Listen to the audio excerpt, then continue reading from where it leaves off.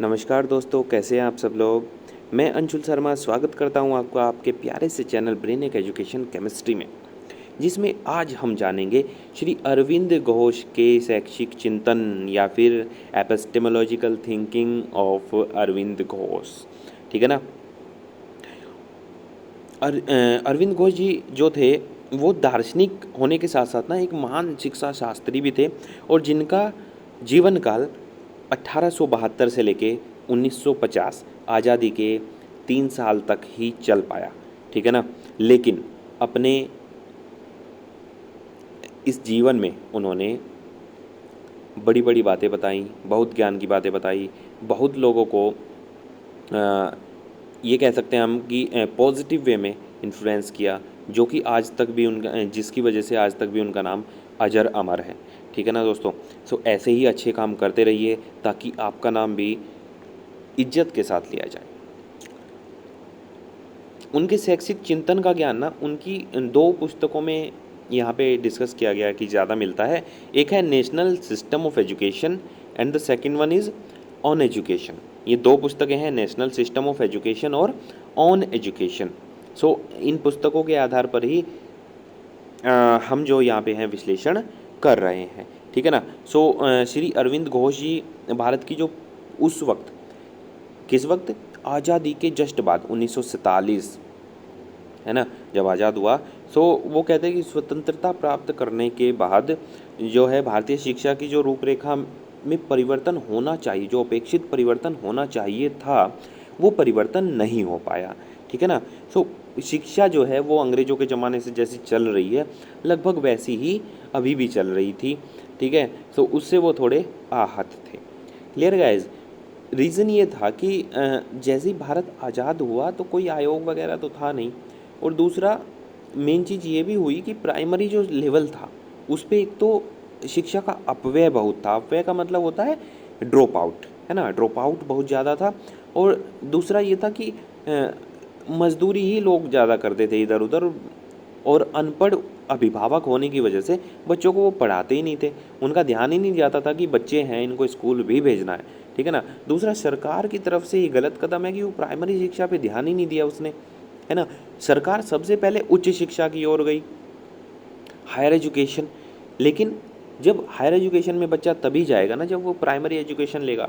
Clear guys. So इसलिए अरविंद घोष जी भी यही कह रहे थे कि सबसे पहले बच्चों का सर्वांगीण विकास के लिए एक उचित व्यवस्था की जाए ताकि सभी बच्चे जो है शिक्षित हो सके। तो वो कह रहे थे कि जो ये शिक्षा है वो अभी राष्ट्र की आवश्यकताओं के अनुसार नहीं है, और जो प्रॉपर अपेक्षित व्यवहार में जो परिवर्तन होना चाहिए बच्चों के वो नहीं हो पा रहा है। ठीक है ना। तो उनके मतानुसार हमारी शिक्षा को आधुनिक जीवन की आवश्यकता अनुसार होना चाहिए। दूसरे शब्दों में श्री अरविंद घोष जी ऐसे शिक्षण पद्धति के पक्ष में थे जो बालकों को कर्मठ नागरिक बना सके तथा आधुनिक युग की आवश्यकताओं को पूरा करने में सक्षम हो, समर्थ हो। उनको ऐसा उचित ज्ञान, प्रॉपर एक एजुकेशन मिल जाए, वो ये कहते थे, वो ये चाहते थे कि ऐसी एजुकेशन मिल जाए जिससे जो करंट की सिचुएशन, अभी जो वर्तमान में सिचुएशन चल रही है, मतलब उनके समय में जो वर्तमान में सिचुएशन चल रही थी, उस वक्त में बच्चे एक अच्छे नागरिक बन सकें और अपना जीवन यापन करने योग्य बन सकें।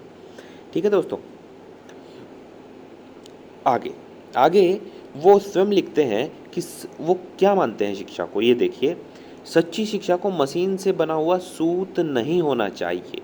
ठीक है। सूत मतलब है कपास, जो होती है ना, क्या बोलते हैं उसको, कॉटन। कॉटन है ना, कॉटन रुई, उससे बना हुआ जो धागा है ना, ये कहते हैं कि मशीन से बना हुआ सूत नहीं होना चाहिए, अपितु इसको मानव के मस्तिष्क तथा आत्मा की शक्तियों का निर्माण अथवा जीवित उत्कर्ष करना चाहिए।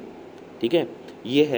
ये कहना चाह रहे हैं कि मानव के अंतर्निहित शक्तियों का विकास होना चाहिए। अंतर्निहित शक्तियाँ मतलब एक सिंपल वे में समझ लीजिए कि मानव मस्तिष्क का विकास होना चाहिए, ये भी हम कह सकते हैं। या फिर और सिंपल में जाएं तो सभी मनुष्य को ज्ञान प्राप्त होना चाहिए। ठीक है। कैसे? शिक्षित होना चाहिए। ठीक है ना। सो श्री अरविंद घोष जी शिक्षा को मुख्य अंग के रूप में अंतःकरण को स्वीकार करते हैं। अंतःकरण उन्होंने 4 स्तर बताए हैं कि चित्त है ना, चित्त मन है ना, मानस शरीर, बुद्धि बुद्धि है ना, विवेक, और ज्ञान नॉलेज।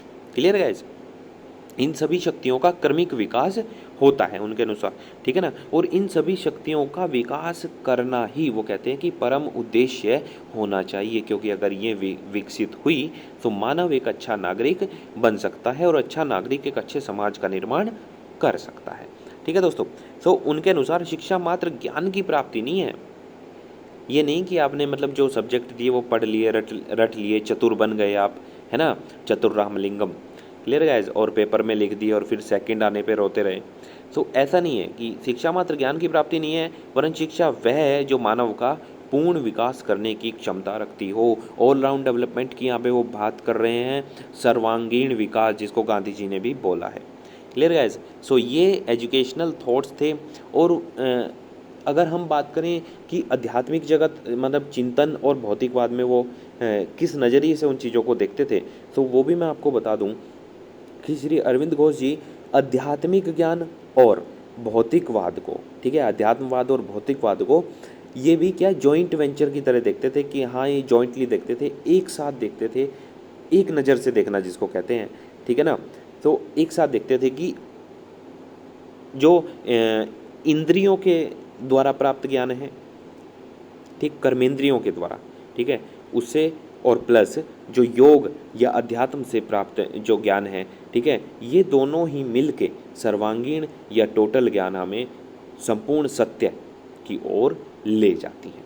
ठीक है दोस्तों, तो ये थे इसके श्री अरविंद घोष जी के शैक्षिक चिंतन और उनकी ज्ञान मीमांसा का वर्णन। क्लियर गाइज, सो आज की वीडियो को फिनिश करते हैं यहीं पे, मिलते हैं नेक्स्ट वीडियो में कुछ नए पॉइंट्स, कुछ नए फैक्ट्स के साथ। टिल देन पढ़ते रहें, आगे बढ़ते रहें, मज़े करते रहें। All the best.